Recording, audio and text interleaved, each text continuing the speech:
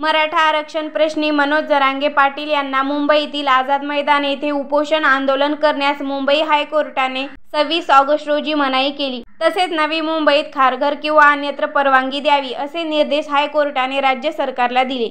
मुंबईतील रहदारी विस्कळीत होऊ नये या दृष्टीने मुंबईतील आंदोलनाला परवानगी देऊ नये असे निर्देश हायकोर्टाकडून देण्यात आले आहेत. त्यामुळे मनोज जरांगे यांची डोकेदुखी वाढली असून ते पुढे काय भूमिका घेतात हे पाहणं महत्त्वाचं ठरणार आहे. मनोज जरांगे पाटील यांनी गणेश उत्सव काळात मुंबईत उपोषणाला येणं टाळावं अशी विनंती करण्यासाठी 26 ऑगस्ट रोजी सकाळी मुख्यमंत्री देवेंद्र फडणवीस यांचे विशेष कार्य अधिकारी राजेंद्र साबळे हे आंतरवाली सराटी इथे दाखल झाले होते. राजेंद्र साबळे यांनी मनोज जरांगे यांच्यासोबत याबाबत चर्चाही केली. मात्र मराठा समाजाला ओबीसीतून आरक्षण मिळविल्याशिवाय आता माघार घेणार नाही अशी ठाम भूमिका या भेटीनंतर जरांगेंनी मांडली. आम्ही मुंबईला निघण्याआधी सरकारने आरक्षणाबाबत निर्णय घ्यावा तरच आम्ही माघार घेऊ असं जरांगे यांनी प्रसारमाध्यमांशी बोलताना म्हटलं होतं.